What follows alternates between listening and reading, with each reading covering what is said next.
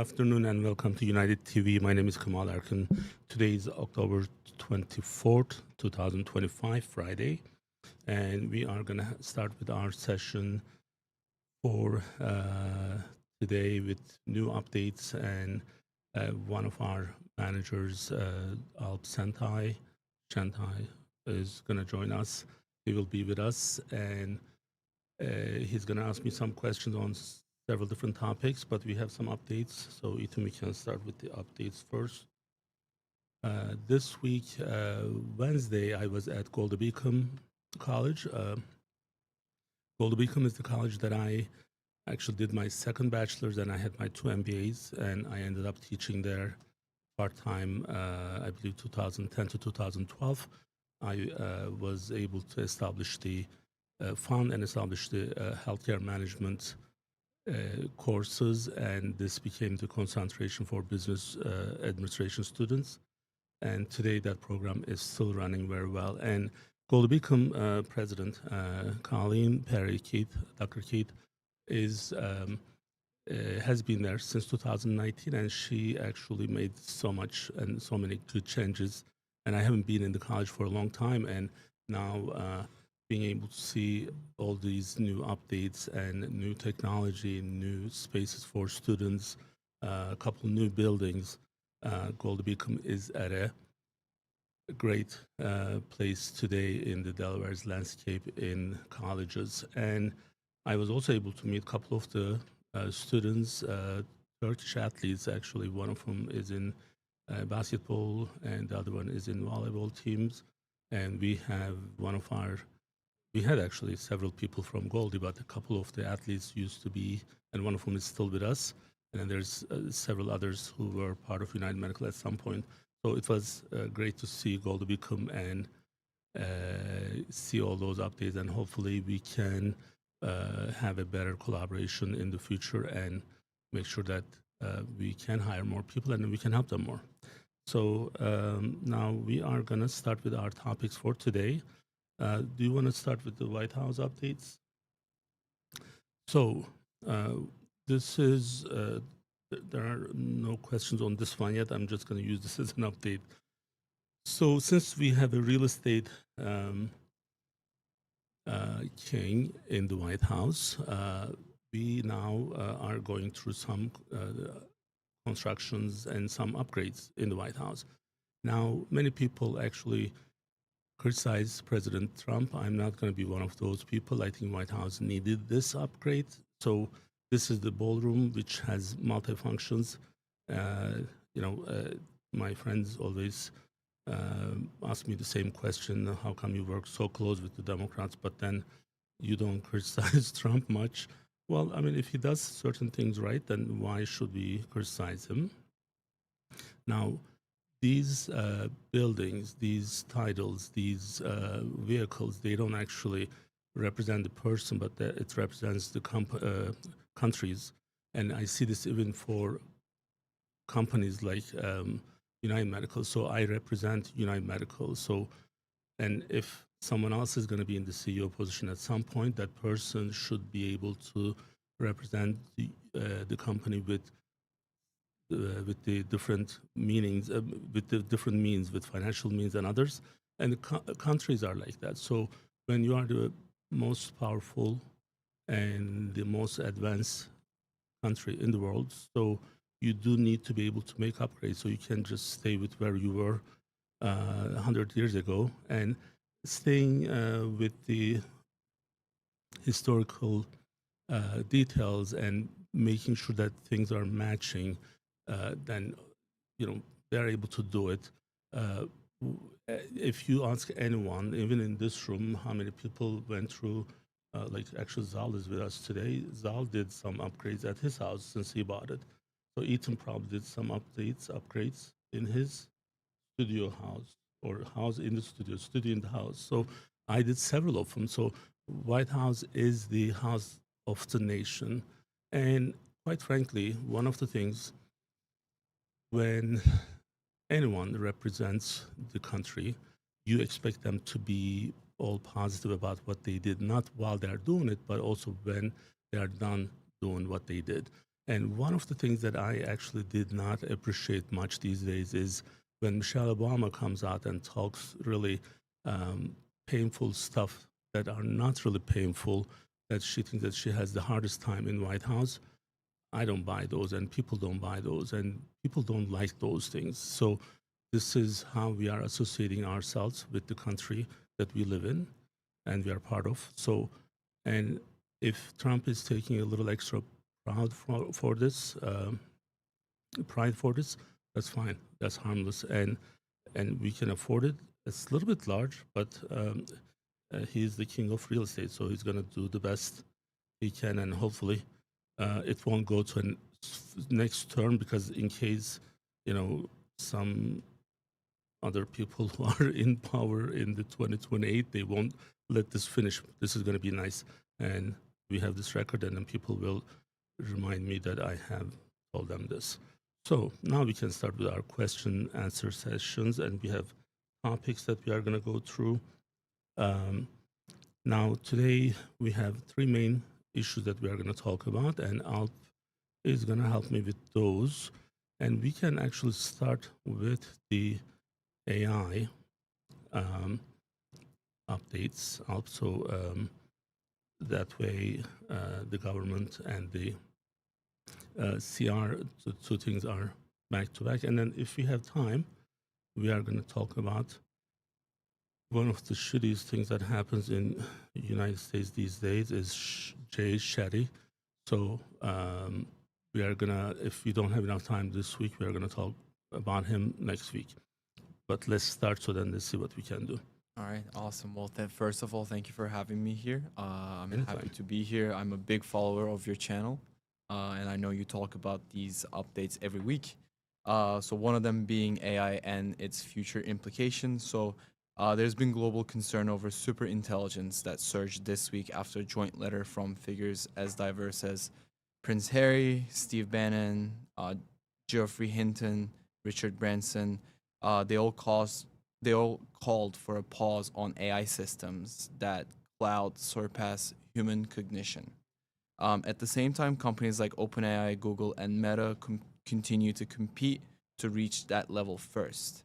The public debate has now shifted from "can we do this" to "should we do this." Why do you think is this new coalition against AI superintelligence significant? So the type of or form of this coalition is important, but I don't know if we have the right people in this. Now, why it's important is because we have people from different backgrounds, different ideas, ideologies, and they don't represent all the same things. So then it gives you good diversity. But I stopped actually looking at this as soon as I saw Prince Harry's name and Meghan Markle. Is it Mark? I can't even. I refuse to remember her name. Meghan Markle is. When I see those names, I know that this is not the right coalition. This would be a coalition of higher intelligence, more intelligent people, not like Meghan. Meghan was like a D-list artist, and we never knew who she was, other than one show that she was in, and she was not that great in that show, and that other assistant there was more impactful. Donna. Yeah, Donna. So and then she somehow got the spare from British royalty, and now they act like no one cares about her. Like everyone makes fun of her, and now she's part of this. This is where it stopped me. But then I kept my open-minded situation here, and I said, let's look at the other people. There are important people in this. So if we agree on a better mix of people, then we should be able to get better civilization governance. And then also, what's happening out these days is AI. I remember one of my conversations with John Donnelly, and we were driving to UMACO Dover Sussex meeting, and I drove him nuts during that ride, because I keep asking where this information is stored and how is the AI going to able to learn this? This is 4 or 5 years ago. Maybe it was 2019, even because we didn't have those in-person meetings after pandemic for a while. So now it's more clear that AI is going to be independent from us. So I know you use AI and I use AI to a limitation, and this is one of the greatest things. But then it can be the curse of the century and the future of humanity if it's not understood and if it's not controlled.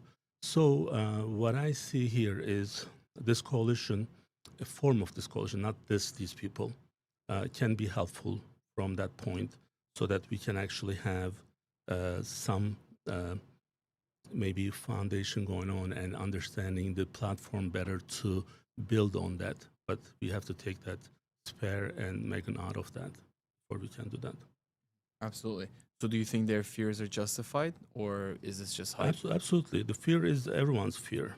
So, but the fear sometimes is overrated. So why it's overrated is because fear comes from the unknown. What's unknown here is what we are able to control and who's going to control.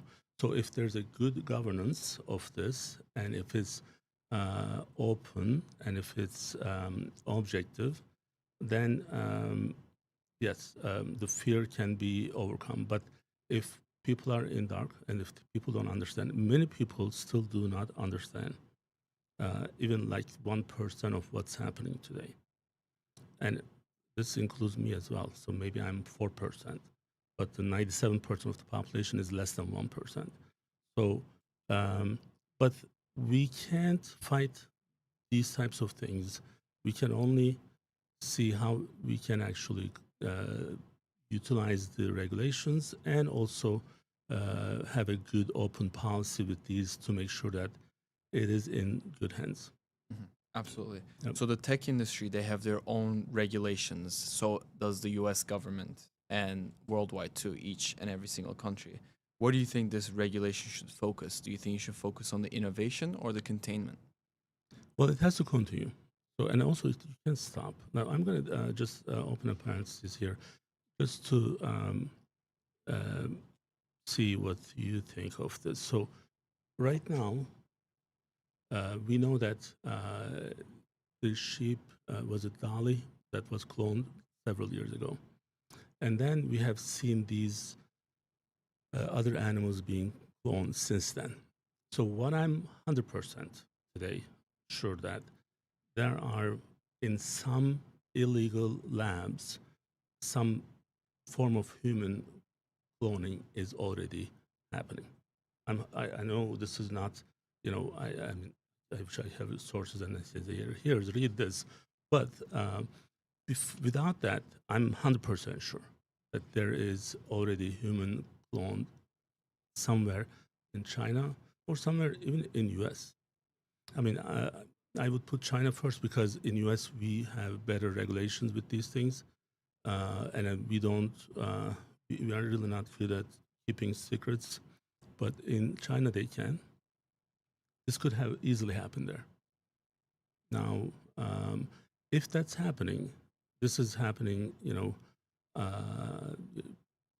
under the table, like these illegal places. So how are we controlling that?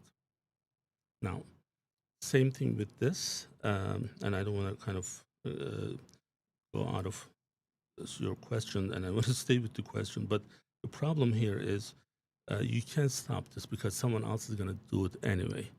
If you let this go through and then have these regulations in place and have the objectiveness and openness, so I think that's how we should be focusing, and we should start working on regulations already, if not already started. But I don't think there's any yet.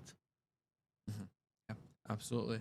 As you said, I mean, that unknown is what causes people to be just feared of these things, and regulation is what should be controlling that unknowns. Now let me ask you, well, you didn't actually answer my question. So do you believe that there is some human cloning right now?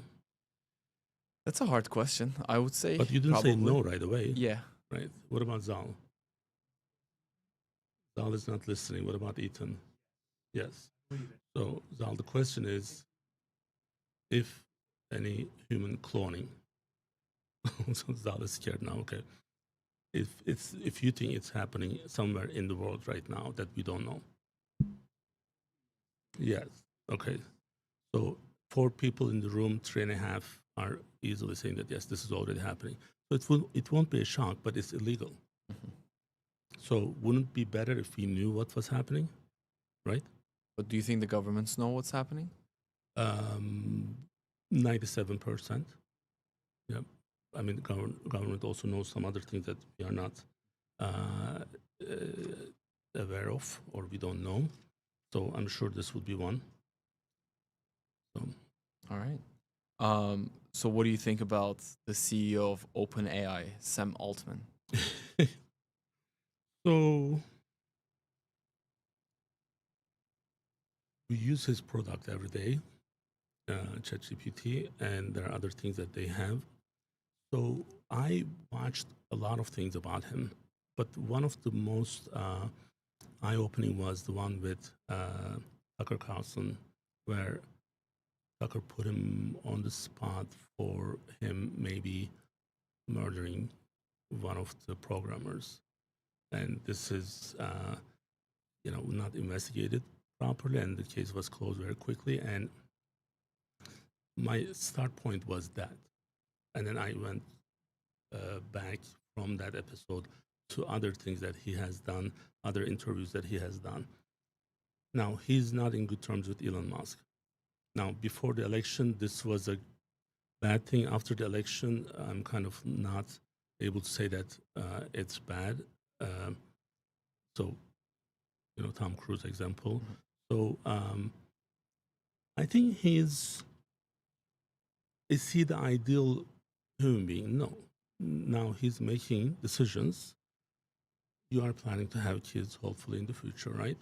So he's in charge of what your kids are going to see and what they're exposed in the internet and with AI and other things. He's the decision maker. So one of the things that's this the superintelligence coalition is important is to control some of these. But today he's making those decisions for us. So when I have some free time, I do play with what ChatGPT tells me with certain topics. Some of them I just want to understand the algorithm. Some of them I want to understand its position. You can't really say anything bad about certain topics and certain people. But for same things, same issues or questions and concerns, it will tell you about like the President Erdogan, or it will tell you really about Putin and other people. But if it's about like Israel, he's on the ChatGPT. Mine is sometimes he, sometimes she tells me that won't be able to give me much or won't agree with some of the news that's coming out. So the same thing is, and I'm not judging any of the things because we don't really know. What we know is he is married to a guy, and they actually have a surrogate child. Now, many people they have moral issues with those, but those decisions are already made by him. What's okay, what's not? I think is he stable enough to be this person? Kind of like he's being the god of this new world, the new world that's our future. So it makes me very nervous to know that it's just someone like him and not being regulated, not being objectively, open. And this group of some people are making this decision. So right now, I'm keeping my distance. But the product that he has is useful for right things. Like for example, ChatGPT partnered with Oracle, and right now with our EMR and the AI assistance of the EMR is powered by Oracle and ChatGPT OpenAI. The OpenAI VP Nate, Dr. Nate, I can't remember his last name, but he was at the Oracle conference. I mentioned this, I believe, before, and it changed the way that patient interaction was happening with the physician in the exam room. So right now we are having an eye contact. If I was just looking at this stupid camera here, and then you are talking to me and I'm talking to you, but then we are not looking at each other, that thing is now done. It's a game changer. So, but that's just that's on the surface. What other things it's doing is it's able to take the conversation, put it in a form of a progress note, and then you can ask AI to order certain consults and labs and other things, and boom. So you don't have to spend and disrupt that time that you have with the patient with typing and looking at things. It's already doing it for you, and that's AI. So if you didn't have this, advanced AI, then we wouldn't be able to do those things. But again, there's the social impact of this, and I think Jessica Needles is going to help us to better understand this. We started the conversation last week, and make sure that we can maybe start the legal work, regulations, and send the messages to the proper people to make them understand what's coming. And because if you are going to be reactive to this, it's going to be too late because AI is improving so fast. Like today, what's the scariest part of the AI is if it becomes independent. Now, 4 years ago, that chance was maybe 10%. Today, it's 97%. So, and it will happen probably in 6 to 12 months, or maybe worst case, 18 months. So are we ready for that? I don't think so. Yeah, absolutely. And being a CEO yourself and a successful businessman owning multiple different businesses, what is the practical business takeaway for our viewers today out of this topic? Well, you have to be early adopter as always.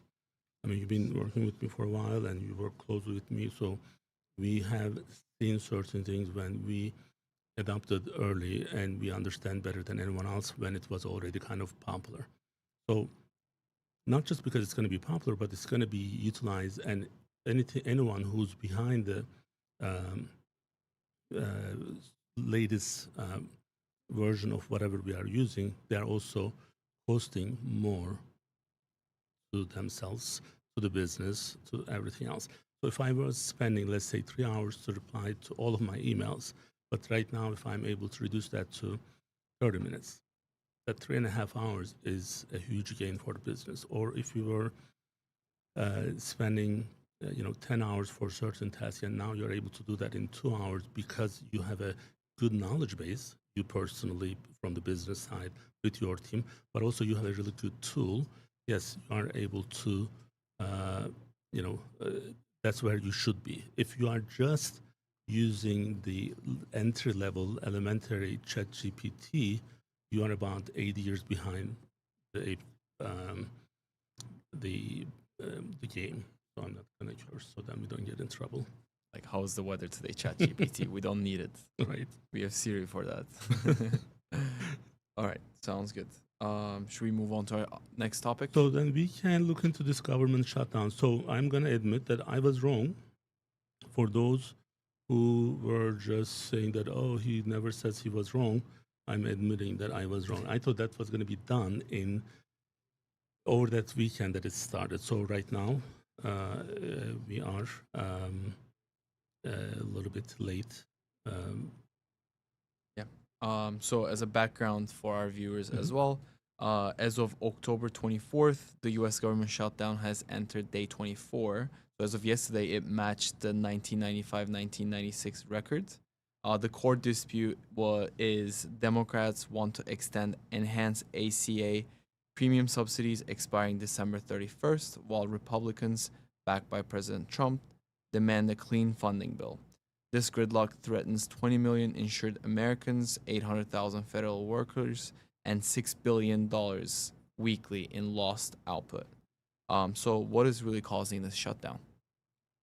So Shutdown is related to the healthcare, and with the healthcare, it's the ACA subsidy extensions, which is expiring as of the end of this year, and Democrats are pushing for that. They're putting that into this budget discussions, and then we have the Republicans who actually are not refusing the ACA extension, but they are refusing that to be part of this budget discussion. So that's kind of like the main one of the main reasons that we have the shutdown at this point. And how severe is this impact on ordinary Americans that have nothing to do with politics? So this is actually it's going to be immediate if it's not done. Right now, we are not feeling it because it's not. There are certain things that they are waiting, but November 1st is kind of like the deadline for this. So we have to have a resolution by November 1st. Otherwise, from the unpaid federal employees, air traffic control, food assistance, we work with some of these very closely, and I know very well that they are being impacted with these. And the even now, the impact is about 140, 150 million a day. So, but after November 1st, it's going to become more severe. Yeah. And how does the ACA subsidy cliff fit into this? So I look into this a little bit more to make sure that we are providing the information from an objective standpoint. And I was also kind of looking at who's benefiting from this, who's actually making this the way it is today. So because resolution is better for everyone, but understanding that everyone needs to be in this, and this is one of the things that even in Turkey they have, every time there's some new law that they are passing, they include some small things, and that's kind of their bargaining point. So this is one of those. But with the subsidy cliff, the December 31st expiration date is one of the main issues. This is a lot to do with the CMS's preventive rate approvals and the enrollment. So enrollment date is November 1st for many of those. This includes Medicare Advantage plans. This includes Medicaid, and it is it's going to be also increasing what people are paying today. Now, I I have a little bit different point, different view on this one. Like when you see the increase and it's being subsidized, and the increase is big, but you have to ask yourself why it's being subsidized at this level and who's paying for this. So this is where one of those issues, topics that I feel like kind of like I'm torn between the two. Like it impacts what we do, but then if we are actually subsidizing people's insurance coverage, and this is at a really high level, how can we actually justify that?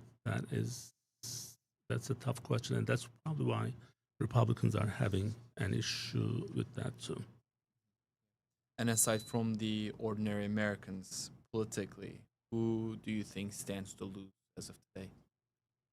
From the political point, I think you and I, we talk about these off record as well. So this country is split into two, right?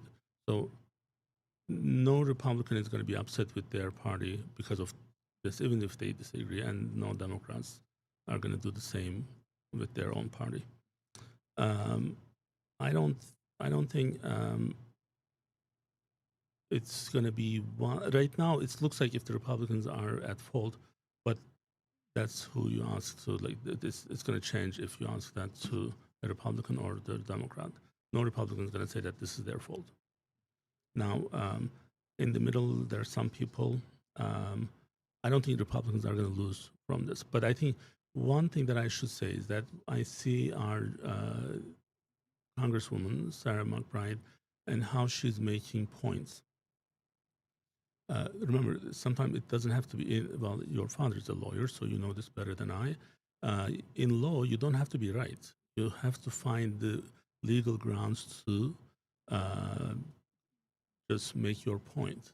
So the judge is listening, and the judge is going to decide how you are making your point and what's your defense.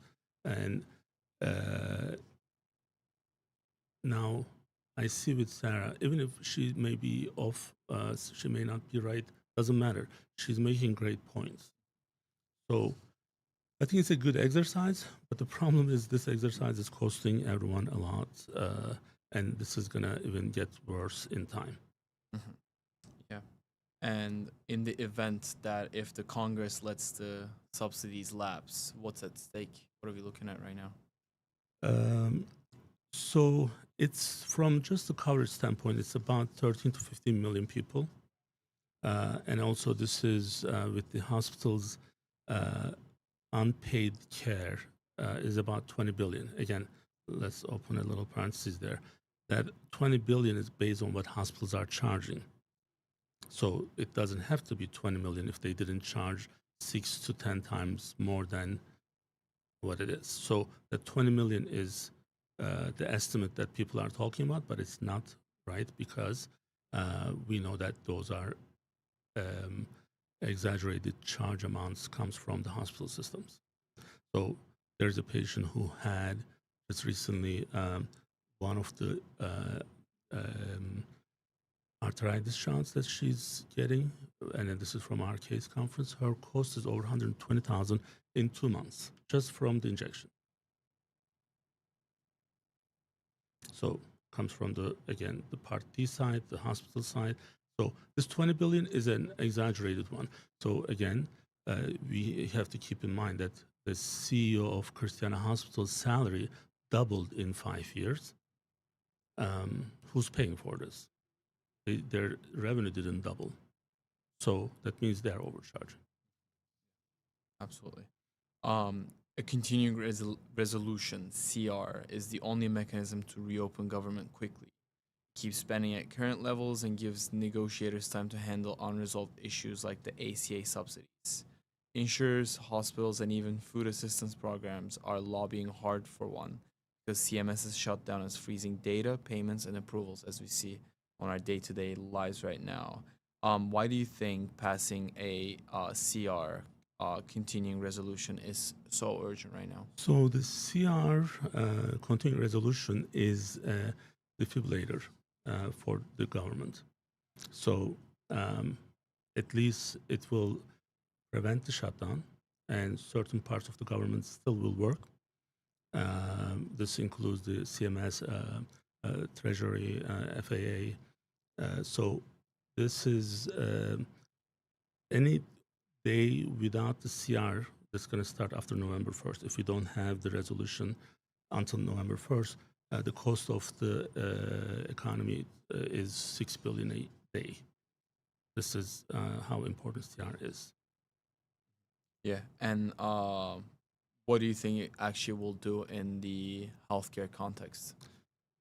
So from the healthcare standpoint, one of the issues that you guys have on the RCM side with United Medical, January coming, and then we have new fee schedule. So you won't be able to have the new fee schedules if you don't have the CR. So then if you have it, then at least that will be enabled, and then we can function. Now, who's this going to impact? Not just the hospital, but if you don't have it, we are not going to get paid. The hospital, then if we are not getting paid, maybe we won't be able to open for business for those. So the doctors are not going to get paid.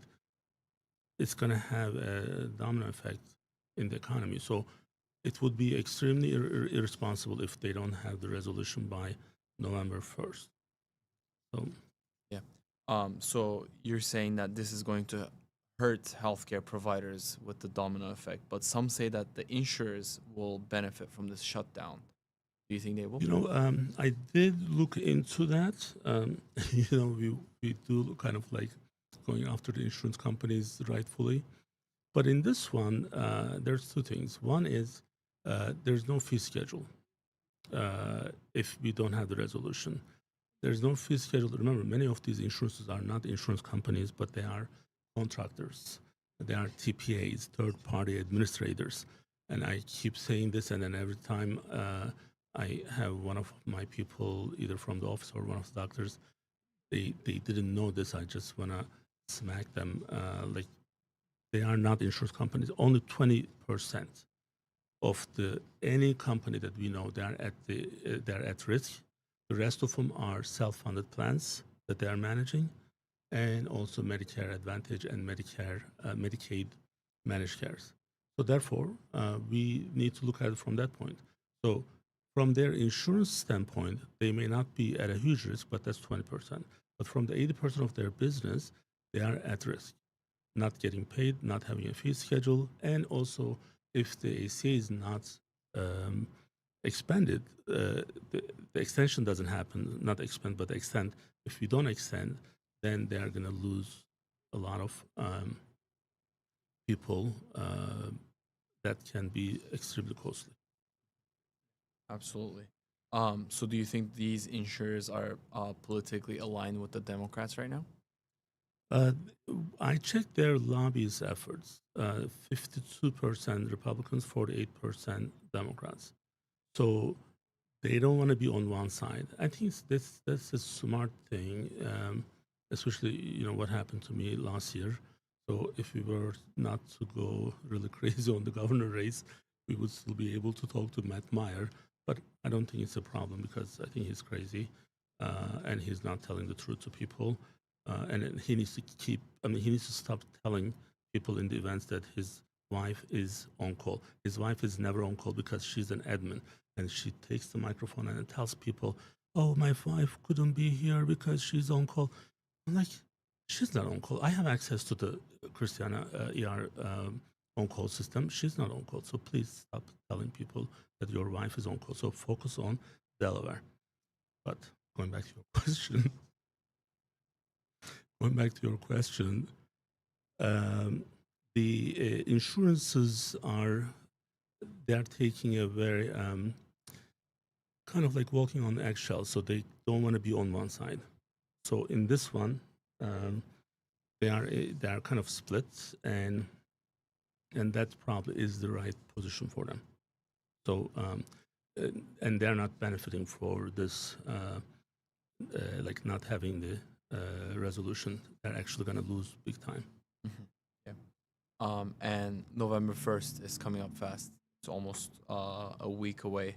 What will happen if no continuing resolution passes before then? So maybe Mehmet Oz is going to come to the show because he won't get paid. And then he told me that right now they're not able to get approvals for YouTube shows. So I hope he's telling us the truth, Dr. Oz. I wish his dad was still alive so I could just complain.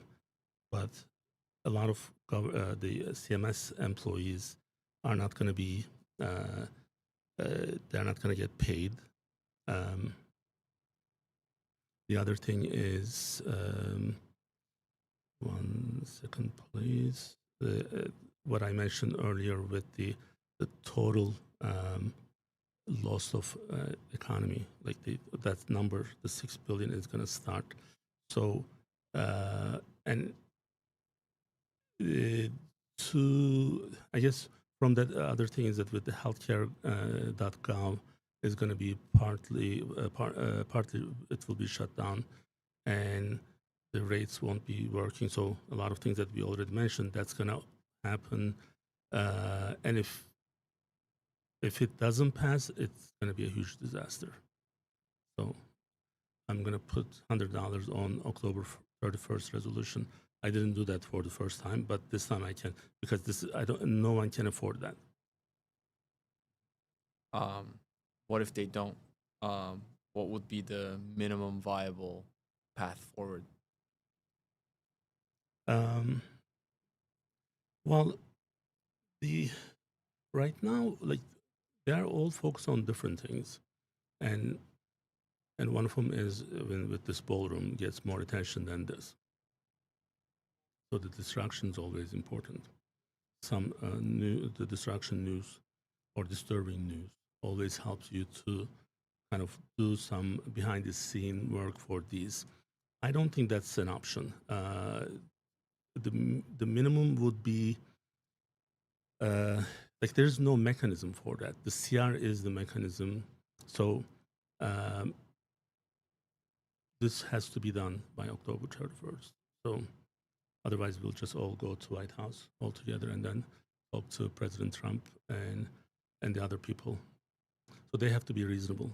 Both parties, they have to be reasonable. Thank you for all those. Anything else you want to add on this topic? So, well, it seems like we have a little bit time. So, although I was not feeling so great until today in the studio, when I'm here, it feels like I have more energy, but really I'm not feeling so great. Hopefully, we can cover this other topic that we have. And this is not maybe the only reason I believe this issue that we are going to discuss. Do you want to, what's your headline for that one, Ethan, for the Jay Shetty? Um,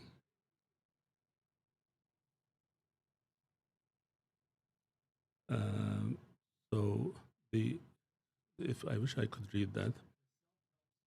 Mhm. All right.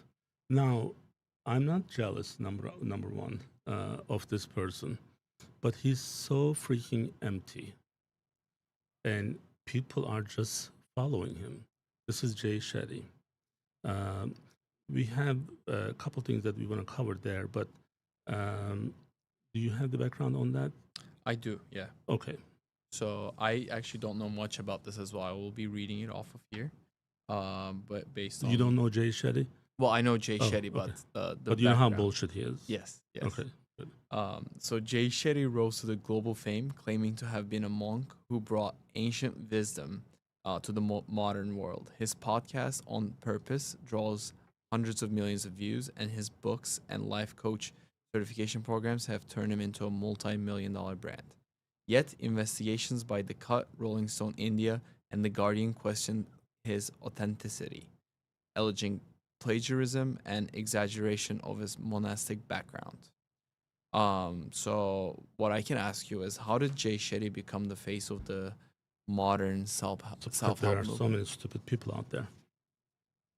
So I want this tweet to be on the screen. If you can bring that up, and then we can switch it again.